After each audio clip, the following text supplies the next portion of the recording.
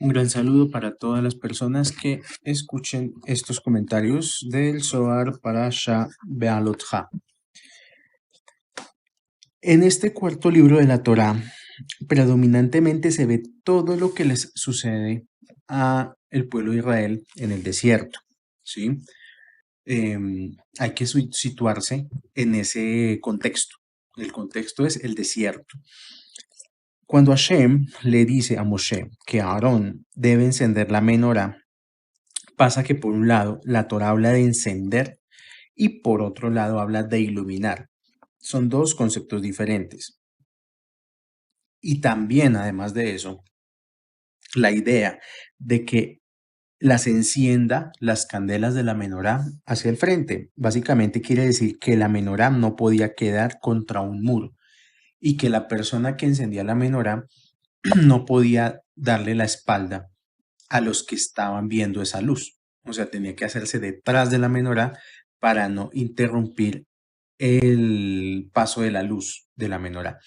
De por sí, en esta parashá es cuando de alguna manera se nos presenta este artefacto, el artefacto del candelabro de 7 brazos, que estaba hecho de oro de una sola pieza y que tenía un escalón, la famosísima menorá.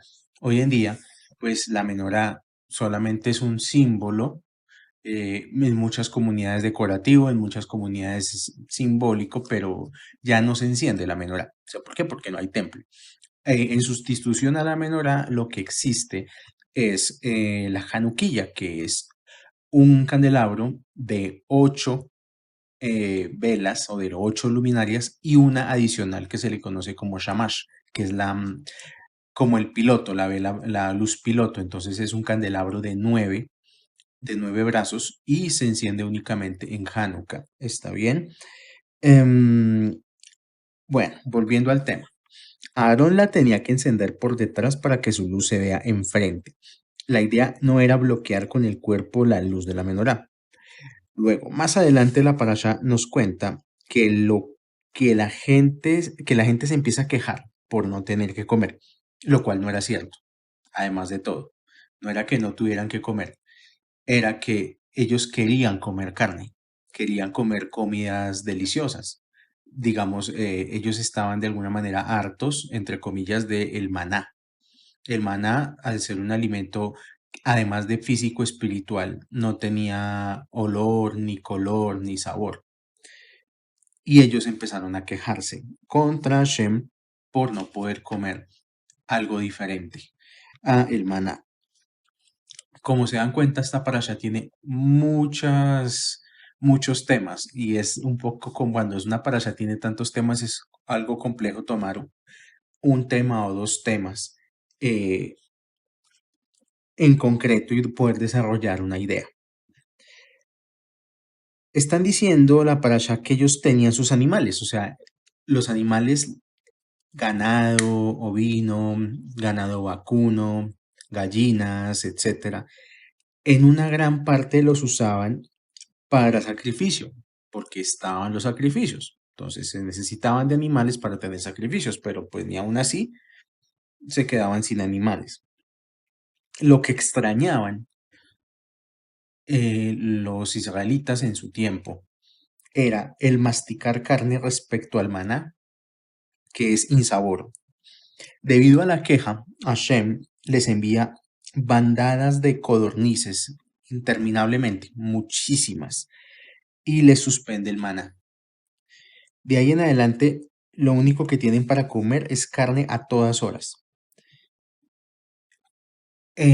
Una de tantas interpretaciones es que se puede tomar como un castigo. ¿Por qué? Porque incluso la Torah dice que Hashem no les dejó de mandar codornices hasta que les salía carne literalmente de las narices. O sea, era tanta la carne que comían que les salía de la nariz. Más adelante veremos que esto tiene hechos más trascendentes, el hecho de las codornices y el hecho de dejar de comer maná.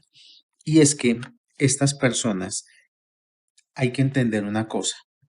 Una vez que encendieron el tabernáculo, el Mishkan, y lo activaron, acuérdense en la parasha Terumá y en ese tipo de parasha que ellos construyeron un artefacto y que ese artefacto, si funcionaba, les hacía funcionar la realidad completamente y los sacaba inmediatamente de las condicionantes de Matrix. El caso fue que cuando encendieron el tabernáculo y lo activaron, lo que sea que pedían, lo generaban. Y con la intensidad que pedían, las cosas sucedían. Entonces, tenían esa cuestión de que quisieron carne en determinado momento y no eran cualquier persona, era un pueblo con poder espiritual y con el nombre de 4 letras. Lo que hicieron fue generar descontroladamente en la proporción de su mismo deseo. Un poco también la lección que nos deja para estos tiempos es tener cuidado con lo que la persona pide porque muchas veces los deseos de las personas se pueden volver en su contra si la persona no está preparada para recibir ese deseo, lo que nosotros en Kabbalah llamamos que una persona tenga vasija. O sea, uno dice, eh, puedo pedir la mejor casa, el mejor carro, el mejor apartamento, puedo pedir la mejor pareja, pero tengo que ver si tengo la vasija para poder recibir lo que estoy pidiendo, porque si no es así, lo que yo pido lo que la persona pide se le puede ir en su contra. Y pasa mucho. Un ejemplo directo, personas que no estaban preparadas para recibir dinero y les llega dinero por montones, por medio de una lotería o por medio de una herencia. Y lo primero que hace el dinero es voltearles la vida al revés. Empiezan a sacar el lado oscuro que no tenían y empiezan a cantarle a todo el mundo sus verdades, pues porque como ya tienen dinero, sienten que tienen el poder de decir y hacer lo que quieren. Una persona que no tiene espiritualidad y le llegan montones de dinero, se empieza a entregar a los placeres de la vida, empieza a dejar de trabajar, solo está pensando en gastar, porque entre otras cosas esa es la conciencia del que nunca ha tenido dinero. Cuando tiene dinero, nunca piensa en cómo lo va a invertir, sino en cómo lo va a gastar. Destruye su familia, termina con malas amistades. La persona estadísticamente está demostrado en más del 70% de los casos, las personas que se ganan una lotería terminan peor en todos los aspectos de su vida que si nunca se hubieran ganado nada. Y eso es un ejemplo de cuando uno por fin le llega lo que tanto pide y no está preparado. Lo mismo una pareja. Muchas personas no son capaces ni de vivir consigo mismos, no son capaces de tolerarse sus propias situaciones de vida y están buscando afuera a alguien que les acepte todo su repertorio de neuras, de problemas internos, de traumas. Muchas personas puede que les llegue su alma gemela y en lugar de ser felices con su alma gemela, pueden terminar arruinándola. Si la persona no está preparada espiritualmente, emocionalmente para recibir una pareja, en lugar de recibir un beneficio, va a recibir es una maldición e incluso puede ser para peor. Eso es uno de los temas de esta parasha de Alotja. Otro tema, se relata cómo una vez que se activó el tabernáculo, una nube se posó sobre este. Una nube lo podemos interpretar, cada persona tendrá como sus acepciones. Hay gente que incluso dice que la nube eran los ovnis. Bueno, y cada vez que esta nube se levantaba y se movía, había que ir con la nube. Entonces, imagínense ustedes el tabernáculo, el Mishkan en medio del desierto, y una nube se le ponía encima. Mientras la nube estaba encima del tabernáculo, todo bien, podían acampar, podían vivir ahí y además tenían que hacerlo, no se podían mover de ahí. Pero en el momento en que la nube se levantaba y se elevaba, todos tenían que levantar sus tiendas y rápidamente empezar a emprender camino porque la nube se iba a ir junto con el tabernáculo. De no ser así, morían en el desierto por el calor. Volvemos al punto, el contexto es el desierto. Y esa fue la única forma en la que sobrevivieron 40 años en el desierto. Entonces nos dice la Torá. Aparecía una columna de fuego que les daba luz y calor en la noche, y una nube que los cuidaba del sol en el día. Pues en realidad no era una nube, eran 7 nubes. Cada vez que la nube se levantaba, sonaba una trompeta, que también en esta parasha nos relata para qué es que era la famosa trompeta de plata que Hashem les pidió que hicieran. Sonaba esta trompeta y tenían que partir de allí. Entonces, en esta parasha también Yitro, el suegro de Moshe, abandona al pueblo de Israel rumbo a Midian, se va para su tierra a enseñar lo aprendido con el pueblo de Israel. La sexta aliyá de esta parashá, que conecta con la Sefirá de Yesod, es la que relata el sonido de la trompeta de plata. En total, hubo 42 viajes en el desierto en un periodo de 38 años. Cada que sonaba la trompeta tenían que levantar el campamento e irse.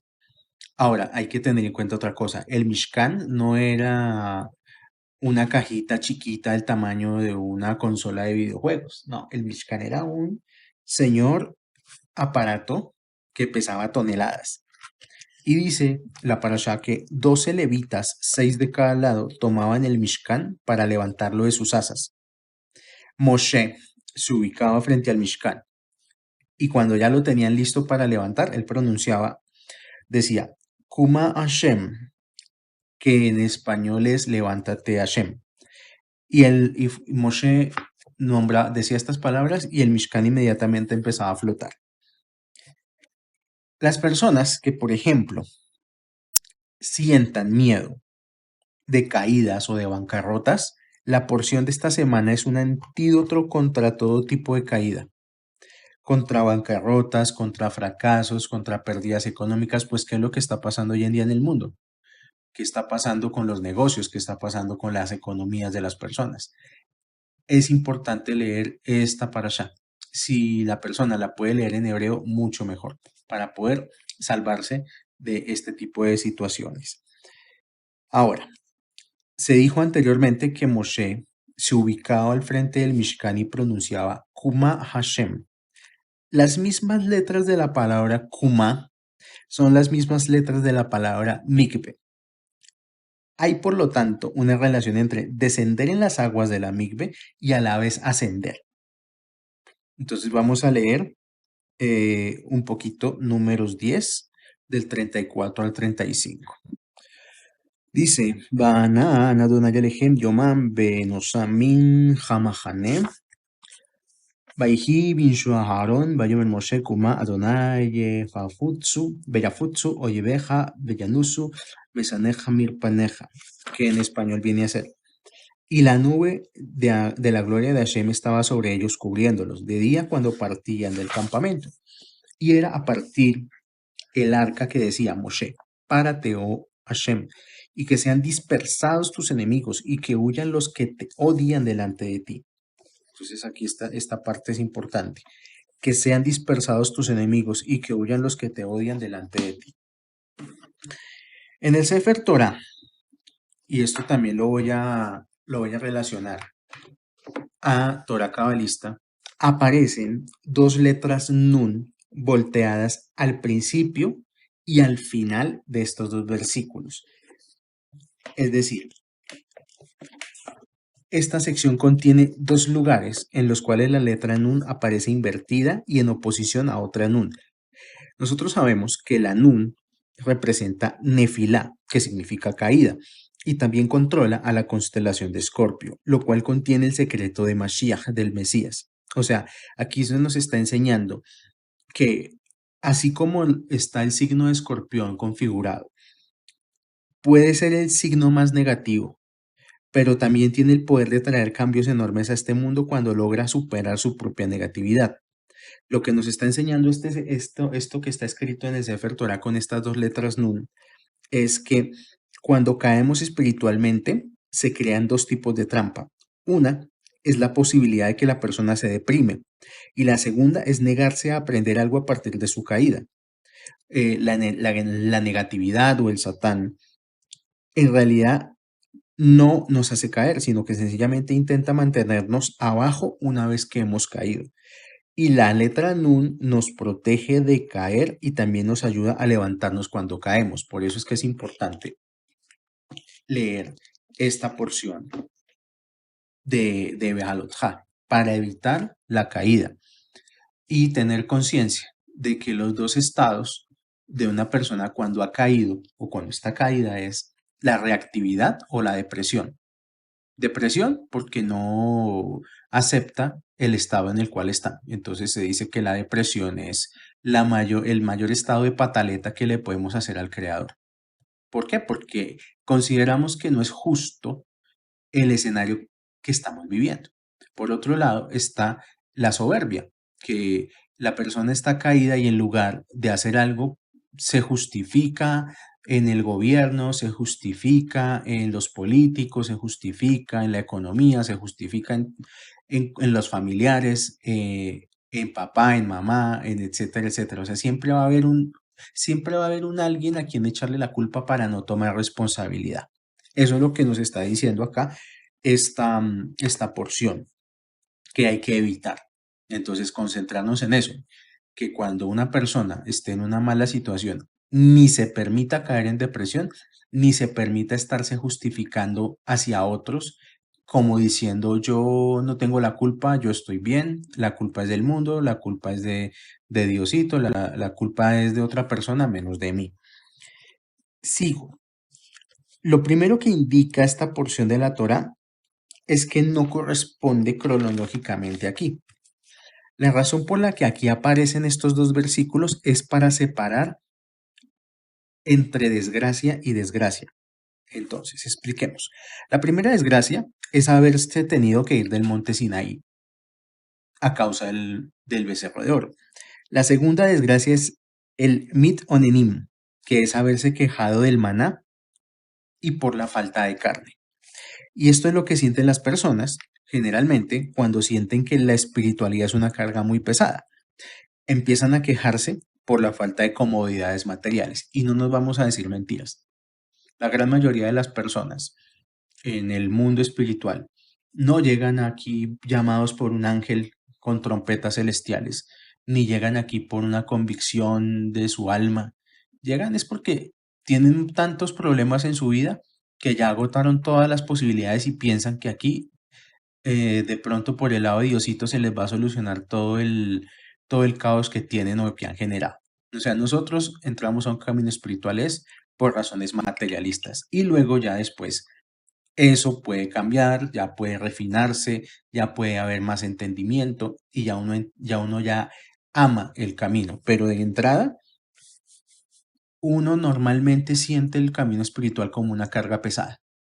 ¿Por qué? Porque rezar es muy agobiante, porque es más de una hora rezando en hebreo y la gente no entiende hebreo, o porque hay que cumplir con un montón de cosas, que no, que ya no puedo comer cerdo, no, que ya no puedo hacer esto, hacer lo otro, que entonces ya el sábado ya no puede ser el sabadito social, ya no puede ser sábado gigante, sino que es Shabbat. Entonces, ¿cómo así que el sábado yo no voy a poder ir al centro comercial o al cine o a estar con mi familia?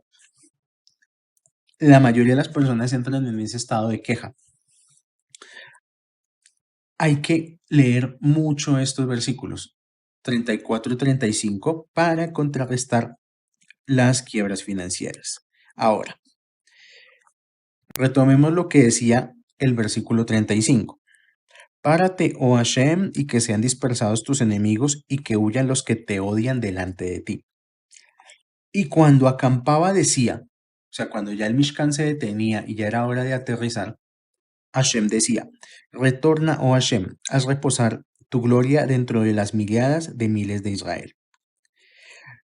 Ah, la visión religiosa de la espiritualidad nos habla que Dios es algo así como un banquero celestial que nos vigila a todas horas y está todo el tiempo de mal humor. Pero nosotros tenemos que entender que Yud He Vav He, más que un Dios, es un sistema de leyes de causa y efecto. Es un sistema que nosotros no podemos entender del todo, ni lo vamos a poder entender del todo. Y por eso mismo, la mayoría de la gente lo odia. Mucha gente dice de dientes para afuera que ama a Dios, pero a la vez odia el sistema de leyes de causa y efecto. O sea, la gente odia las consecuencias de sus malas acciones. La gente odia el esfuerzo que hay que hacer en el camino espiritual. La gente en el fondo odia tener que levantar un Mishkan.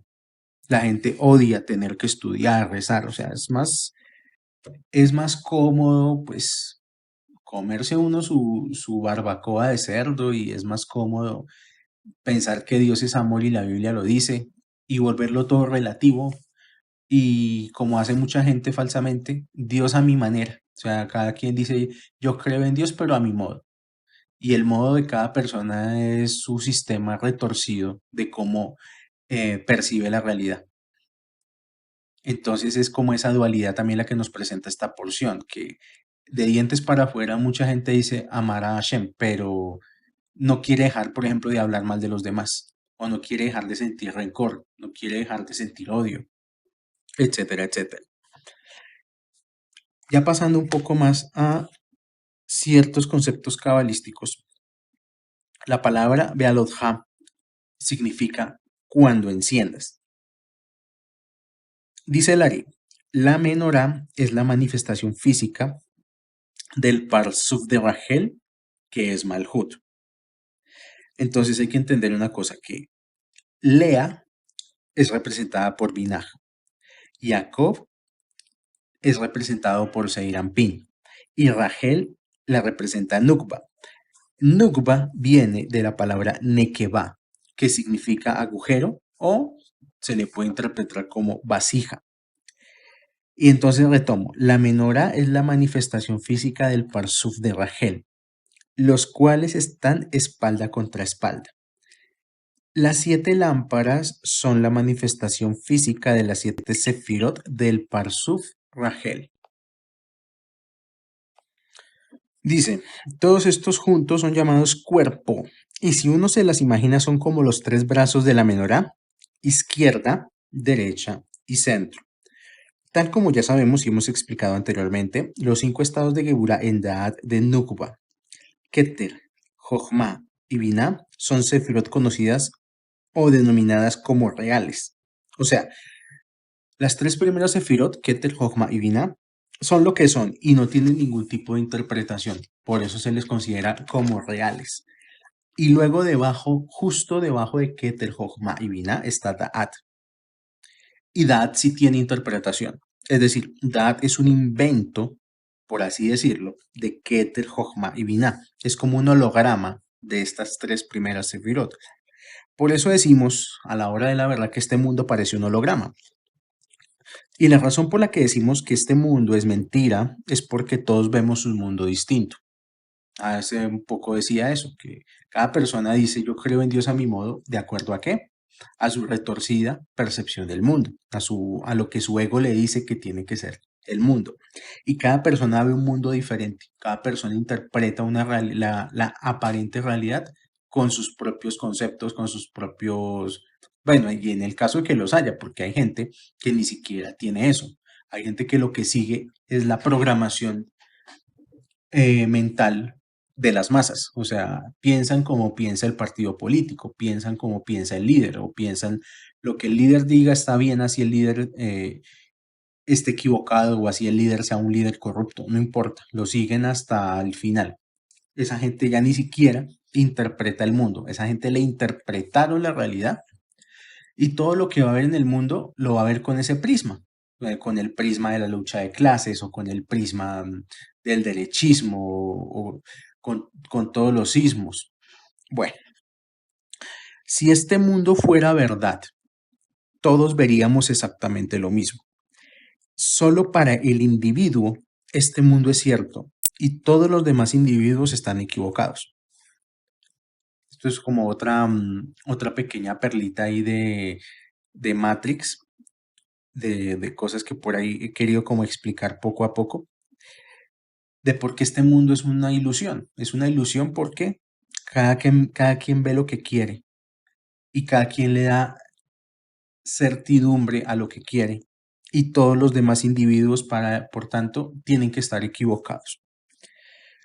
Continuamos. Dice aquí, tanto los 5 estados de juicio como los 5 estados de misericordia se desparraman hacia las sefirot inferiores. Da'at es una especie de retén energético justo después de Binah, o sea, Keter, Jochma, Binah, y por ahí oculta aparece Da'at, y Da'at es como una especie de retén. Si la persona no está entrenada espiritualmente, no puede evitar que su percepción de la realidad, que sus intelectos tengan que pasar por Da'at. Y cuando un intelecto pasa por Da'at, se puede manchar de juicio, de misericordia o de ambos. O sea, Da'at es todo aquello que es como el gran ayudante del que mantiene prisioneras las mentes de las personas. Es decir, cuando una persona piensa algo, toma la decisión, actúa y mete la pata o le sale mal, lo que hizo descender fue pura Geburah.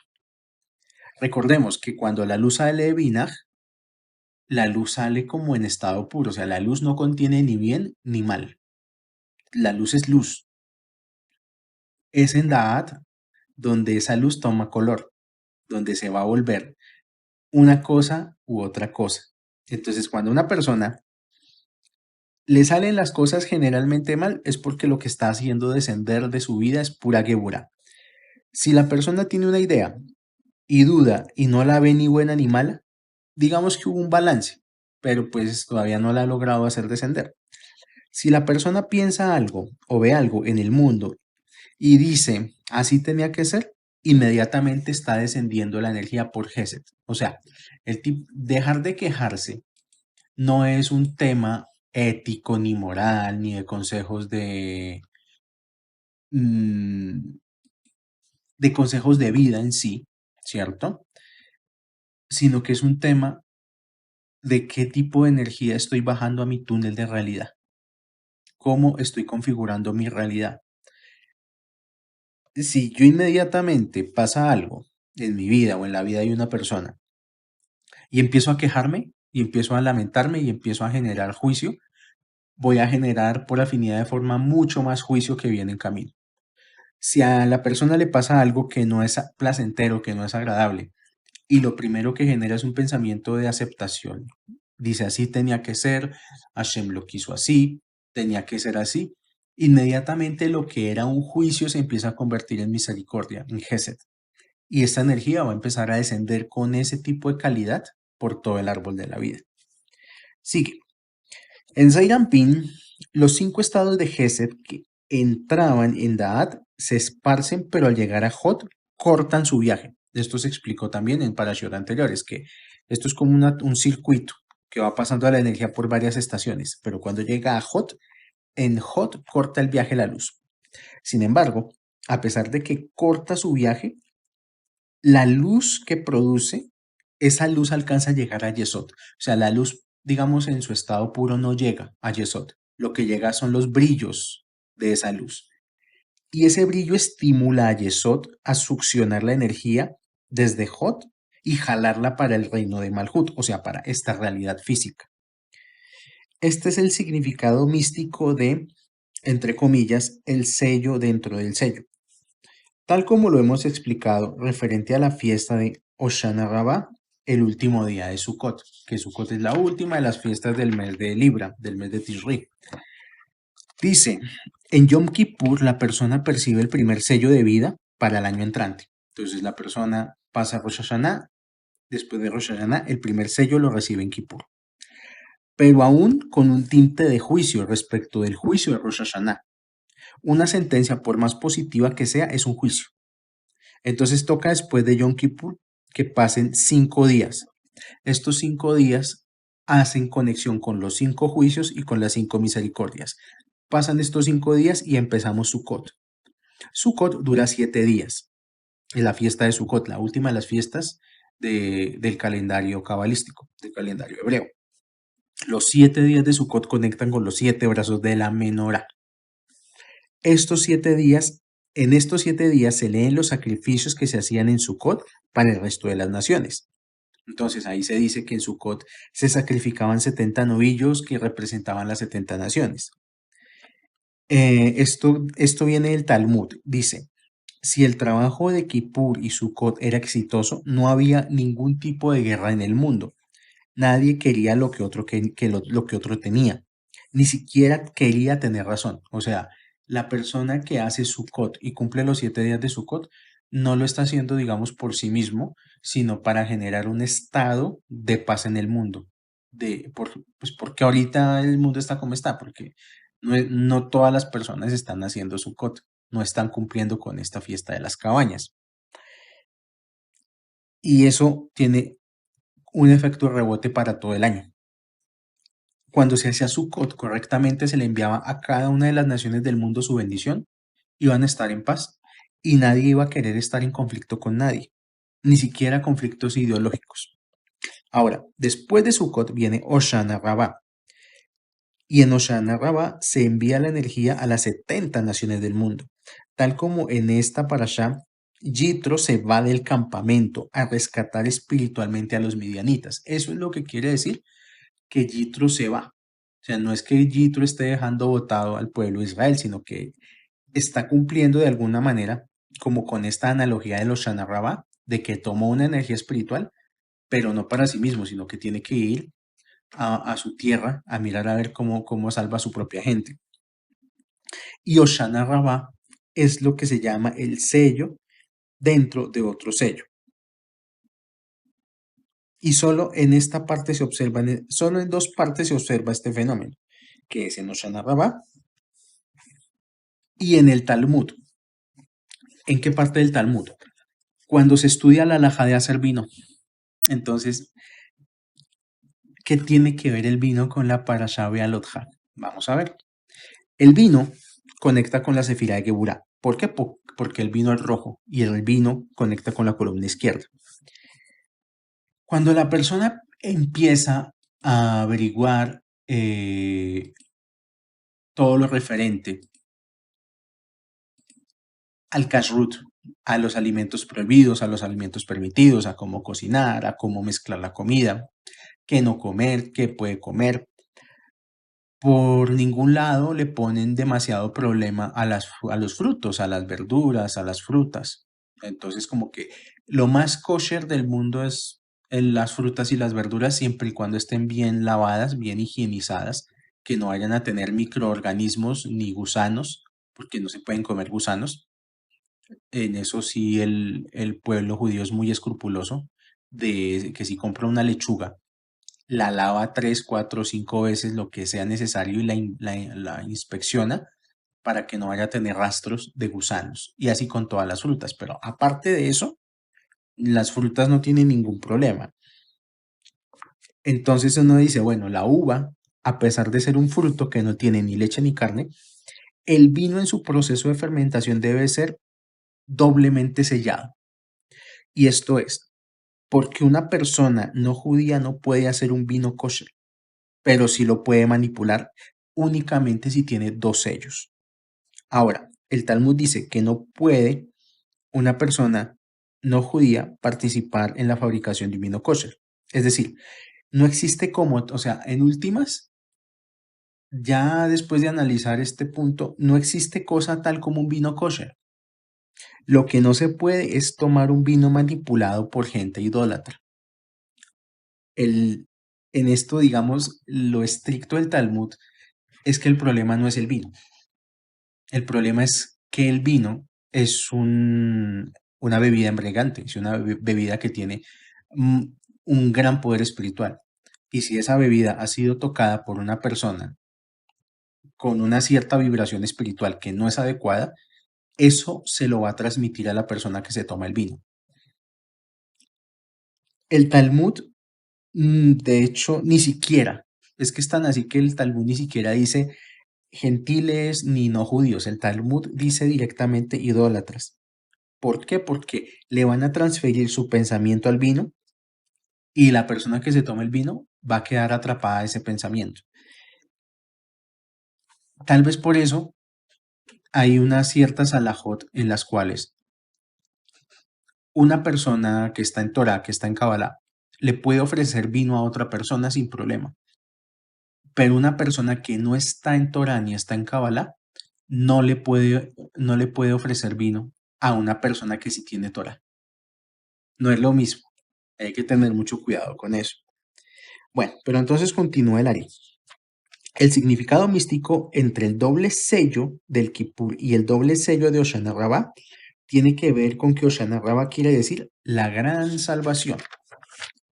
El primer doble sello es de juicio y el segundo es de misericordia. El segundo sello es una aseguranza de que Hashem nos va a dar un buen año. El trabajo de Sukkot es entonces tomar la energía de Kippur y enviarla a las personas del mundo, a las personas que merezcan esa energía. No va a llegar a todas las personas, solamente a quienes merezcan esa energía. ¿Para qué? Para que esta energía no caiga en manos de gente idólatra. Por esto mismo, un judío puede servir vino a un no judío, pero nunca al contrario. Y esto conecta con esta parasha, porque existen personas destinadas a tener que encender la menorá y otras que no. Y a la vez, no interponerse en el camino de esta luz para que la luz de la menorá llegue a los demás. La menorá se enciende con un único propósito y es que la luz llegue a cuantas más personas sea posible. Y para eso no puede ser cualquier persona la que enciende la menorá y no cualquier persona va a poder percibir la luz de la menorá. Y por eso, al encender la menorá, siempre se hace por detrás de ella. Ahora, ¿qué quiere decir encender la menorá? Dice, los 5 estados de Gesed que se desparraman por Seirampín surgen de los 5 veces que aparece la palabra luz en los primeros versículos del libro de Bereshit en la Torah. Entonces, cuando tomamos el libro de Bereshit y dice, Vayomer Elohim, Yehi Or, Vaihi Or, Vayar Elohim, Aor, Kitov, todo lo que dice Or, o sea, haya luz y hubo luz y vio el Todopoderoso a la luz, pues aquí era buena, e hizo discernir el Todopoderoso entre luz y oscuridad, y llamó el Todopoderoso a la luz día. Todas las veces que nombra la palabra luz, está activando los 5 estados de misericordia. Y esas luces son llamadas día. Los 5 estados de juicio también van a brillar, pero son llamados luces de noche. Cuando el Zohar se refiere a la luz, no es luz que ilumina, o sea, no es la luz, es un tipo de energía que acaba de ser de alguna manera activada en el universo. Los estados de juicio, de deseo egoísta, te llevan inmediatamente a la oscuridad, pero de esa oscuridad surge el deseo de obtener luz o de contemplar la luz divina. O sea, es la típica persona que hace algo, deshace, pero luego se arrepiente. O sea, sí es verdad, eso puede pasar. Hay personas que pasan por etapas de mucha oscuridad en su vida, de descontrol, de desunión familiar y todo llevado que por el deseo del ego, por el egoísmo. Y al final, cuando la persona haya llegado como al tope de su decadencia, es cuando empieza a contemplar el deseo de tener luz, que es lo más importante.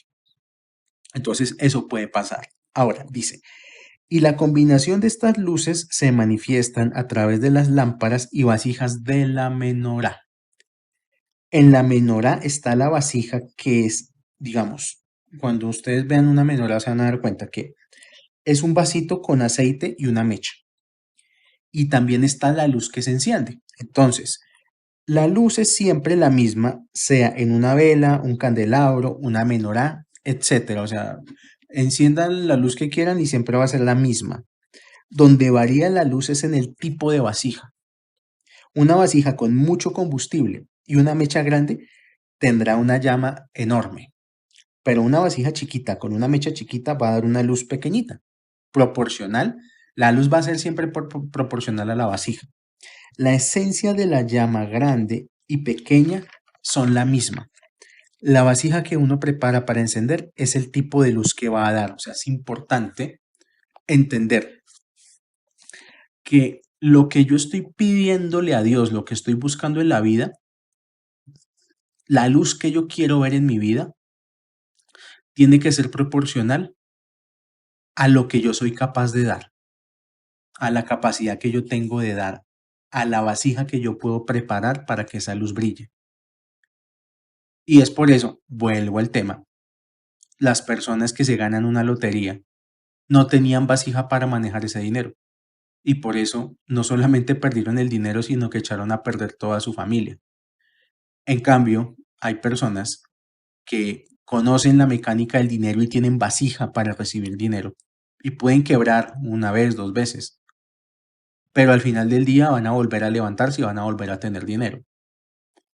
es un ejemplo, yo soy un poco material, pero es como para entender que la vasija que uno prepara para encender es el tipo de luz que uno va a dar. O sea que si yo quiero o si la persona quiere algo grande en su vida, tiene que tener la capacidad también de hacer cosas grandes en la vida, no solo para sí mismo, sino para los demás. Continuemos con el Ari. Dice, tal como lo hemos explicado en otro lugar, estos estados de Gesed en Zeirampin se dividen en dos categorías. La categoría de arriba, que llamamos pecho, que está cubierta por un capuchón que baja desde Yesod de Ima. Es decir, la luz cuando hace tránsito por el árbol de la vida sale de Yesod de Binah. Acuérdense que cada sefirot tiene adentro otro árbol de la vida, que es lo que se llama el Parsuf. Entonces, Binah tiene su Malhut, su Yesod, su Hod, su Netzach, todo su árbol de la vida. Aquí estamos hablando que la luz cuando hace tránsito por el árbol de la vida sale de Yesod de Binah. Y el pecho, lo que llama la Kabbalah el pecho son Gesed, Geburah y Tiferet, estas tres sefirot. Y el capuchón es una energía adicional que protege esa luz. Bien, de ahí en más, hacia abajo, como ese capuchón solo baja hasta Tiferet, de ahí para abajo las luces están expuestas. Es decir, una persona tiene una gran idea, digamos, alguien tuvo una gran idea, se va a inventar agujas para remendar ollas. Listo. Hasta que ese intelecto baja a Tiferet, el intelecto está protegido por el intelecto mismo. O sea, ahí no hay problema porque estamos solo hablando de conceptos. Gesed y Geburah son, por así decirlo, aún intelectuales. O sea, Gesed y Geburah, cuando una persona tiene una idea, es como ese juego de qué voy a dar y qué quiero recibir. Entonces, tengo una idea, voy a diseñar algo, voy a diseñar, pongámosle qué, unos drones para purificar el aire de las ciudades, para que los drones se chupen todo el CO2 que hay en el aire, en la atmósfera. Hay un juego en la mente de la persona en la que dice, bueno, ¿qué voy a dar? Y luego está pensando, ¿qué voy a recibir? Y ese es Gesed y Geburah. De Tiferet hacia abajo, o sea, Netzach y Yesod, es ya qué acciones voy a hacer, cómo voy a achicar mi ego, qué voy a sacrificar, etcétera, etcétera. Muchas personas las ideas no les surgen es porque no son capaces de sacrificar su ego. Hay gente que todo lo quiere hacer solo. No, es que yo solo puedo, yo no necesito ayuda, no consulto con nadie. No, es que voy a meter a gente y la gente es traicionera. Se mete en su propio mundo y cree que todo lo puede hacer solo y por eso las ideas no le surgen. Es un ejemplo. Hay personas que quieren ser los que figuren en la idea. O sea, yo quiero ser el que inventó tal cosa y no son capaces de quitar su ego de ahí. Muchas razones por las cuales una idea no se da. Ahora, es el esfuerzo físico de las cosas que estamos expuestos a nosotros mismos. Por eso, la luz después de Tiferet baja sin protección, porque ahí quedamos expuestos. O sea, ¿tengo o no tengo la perseverancia de hacer las cosas? Esa es una de las preguntas de estos comentarios. Y sigue, dice, y las luces de debajo de Tiferet, el Ari las llama del pecho para abajo, o sea, Netzat y Hot. Ahora, hay que recordar que la luz intensa se corta en Hot y un brillo de esa luz es lo que llega a Yesod. Esto quiere decir que estos estados, por ejemplo, de Gesed, que son el deseo de dar, descienden desde Binah y son transmitidos a Seirampin desde Yesod de Ima. En términos, por ejemplo, digámoslo que en términos psicológicos, esto simplemente quiere decir que el amor o el entusiasmo que se expresa en sí a través de todo el sistema emocional se origina en un intelecto. O sea, las emociones son intelectos. Las emociones no son solamente sentir. Y específicamente nos habla de Binah, de la sefira de Binah. ¿Por qué? Porque Binah está llena de Jochma. ¿Qué significa esto? El mundo de Jochma, que es la sefira que está después de Keter, es un mundo que se le llama Abba, o es el mundo de la emanación. Y este mundo de la emanación utiliza a Binah. ¿Por qué la utiliza? Porque Jochma es la idea pura que existe por sí misma. Y esta energía llamada Jochma no sabe cómo relacionarse con este mundo. O sea, Jochma es como perfección, entonces cuando algo es perfecto no sabe cómo relacionarse con lo imperfecto. Y por eso necesita a Binah, que representa el amor de una madre por su creación. La idea pura, la vamos a volver a llamar Jochma, ve todo perfecto y ve a este mundo como un montón de ignorantes que no saben cómo jugar el juego. La madre, que la vamos a llamar Binah, tiene más paciencia y su actitud es la de una madre que quiere educar a sus hijos. La idea de que Jochma desee trabajar con Binah es que Binah sabe cómo relacionar la energía divina con el mundo físico. Por ejemplo, los grandes creadores de la humanidad lo han sido porque saben cómo conectar con los dos hemisferios del cerebro. Tienen la idea y a la vez el suficiente amor para tener esa idea, traer esa idea al mundo, aun si es amor propio, o traer a su mundo a otras personas que les ayuden.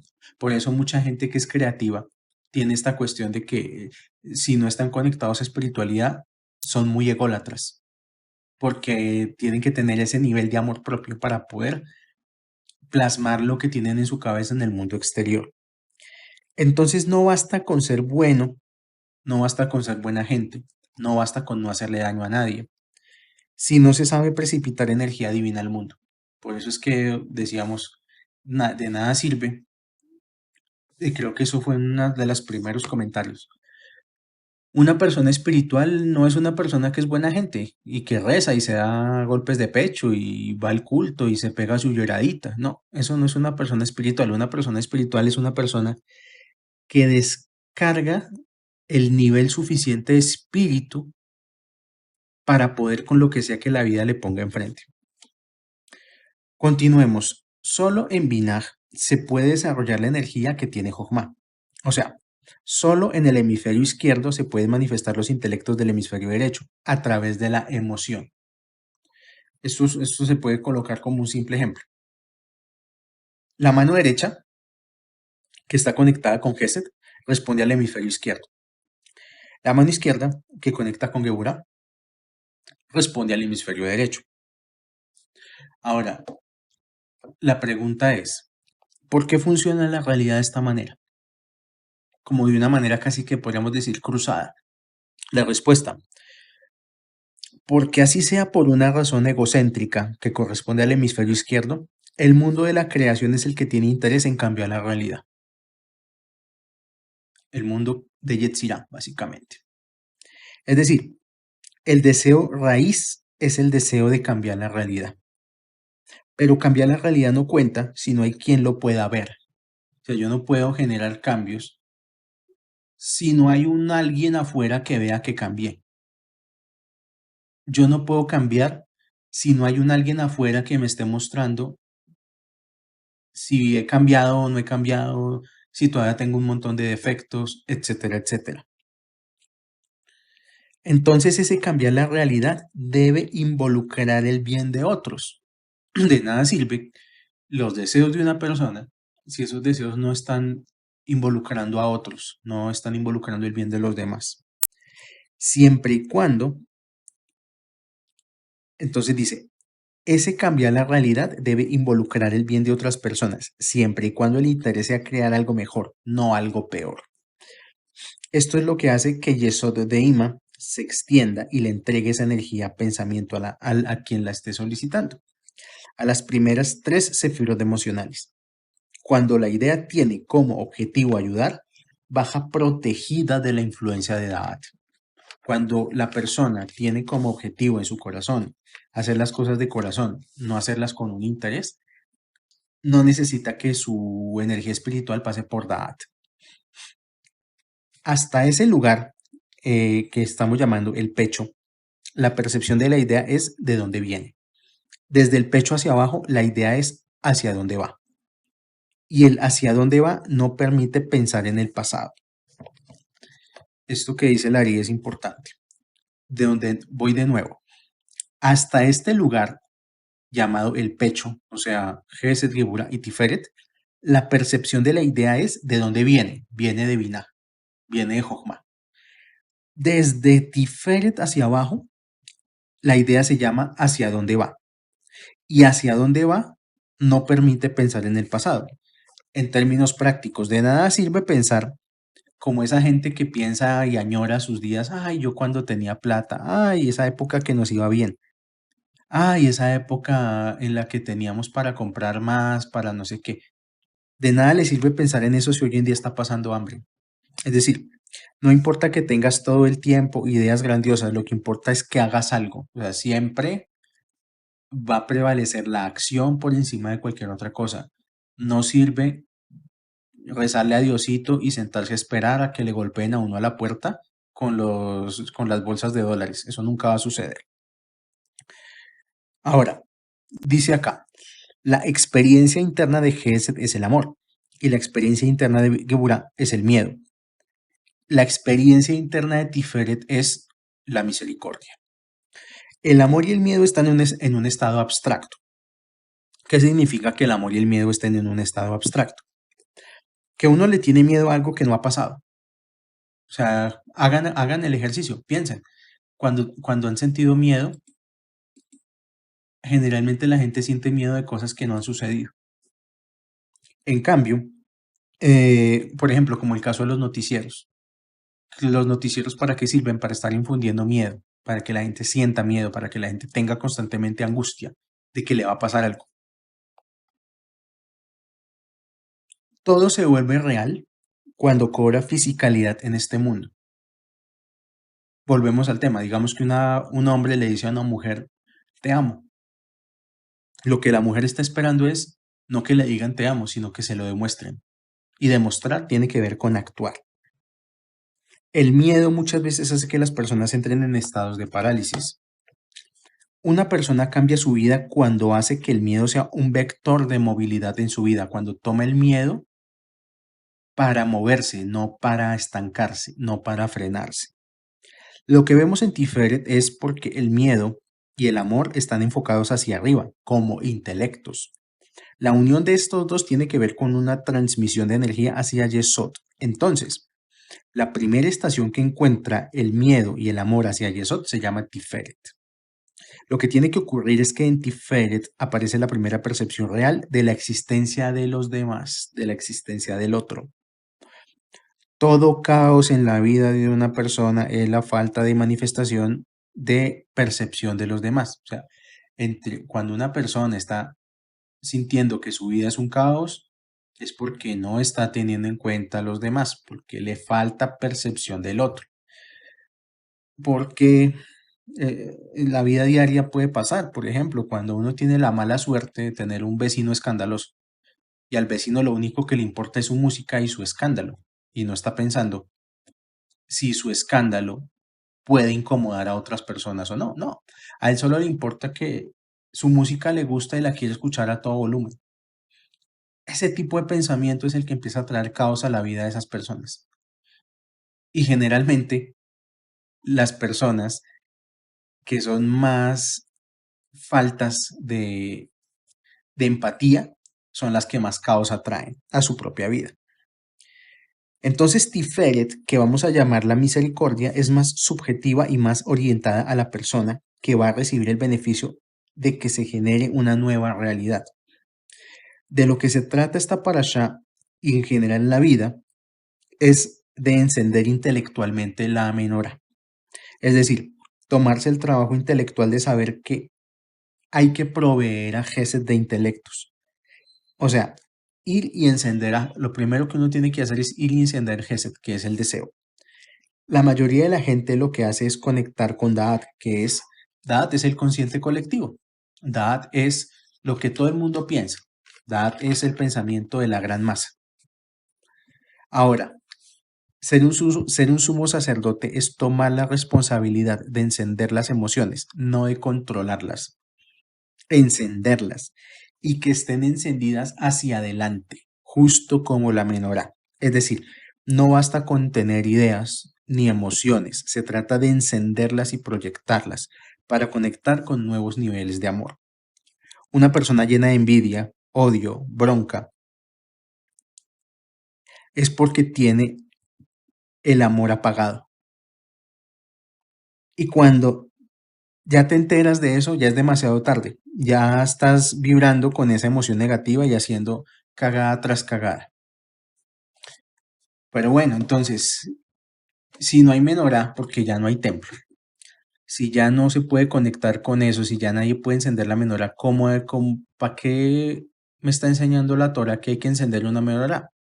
Sí se puede. Hay una forma muy fácil de encender la menorá y es conectar con la luz de los días de la semana. ¿Cuántos días tiene la semana? 7, como los brazos de la menorá.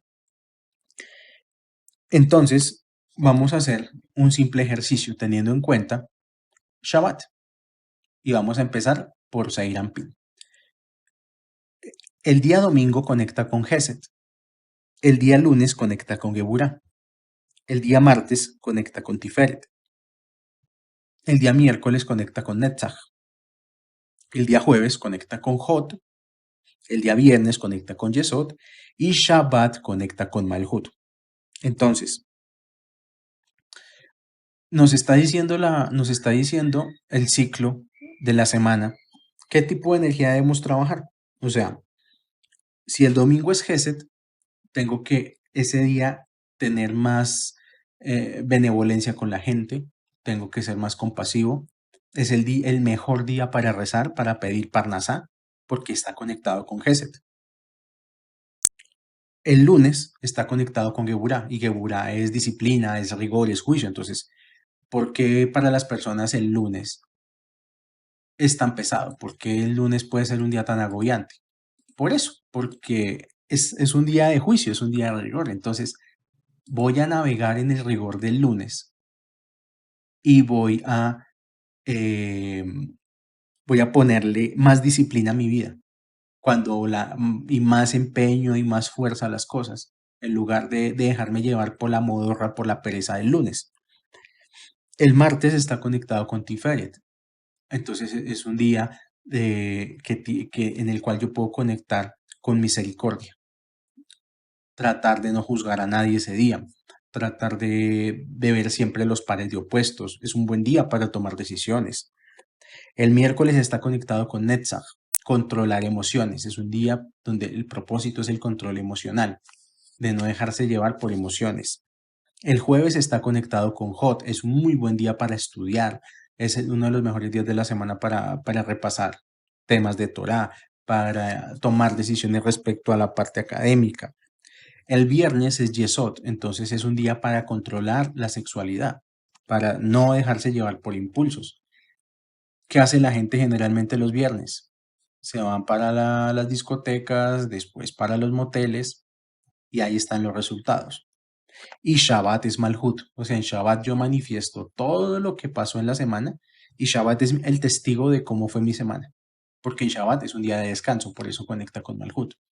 Es una forma inicial de aproximarnos a ese tema de encender la menorá. La menorá es un sistema de 7 vasijas. Las vasijas son vehículos para la luz, pero no son la luz. En el momento que piensas que una vasija es lo que te da, por ejemplo, el sustento, perdiste. Entonces, lo importante en la menorá es la luz, no es el aparato, no es el objeto. Y hay gente que dice, no, es que a mí me llega mi sueldo, es por mi trabajo. Error, error, completamente. Porque el sustento no llega por medio del trabajo, el sustento es una energía espiritual. La gente que cree que su empresa le da sustento, error. La empresa es una vasija, la empresa no es la luz. La luz que hay dentro de la vasija es lo infinito. Hoy en día mucha gente conecta con la vasija de su vida material y por eso ha perdido muchos negocios. Muy pocos están dándose cuenta que su sustento existe y no depende de su trabajo. Aquí sí es el ejercicio, digamos, final, encontrar la mística que hay en el sustento y entender que una persona puede parar 2, 3 meses en cuarentena y su sustento no va a parar. Y solo el que lo ha vivido lo puede decir, que testigo de que su sustento depende es directamente de la luz espiritual, depende de Hashem, depende eh, de un mundo superior a las reglas del mundo material. Que Hashem les dé una buena semana llena de bendiciones, de Atzlajá, Parnasá, Refuah Shelema. Si Hashem permite, nos estaremos escuchando en un próximo comentario. Shalom, shalom.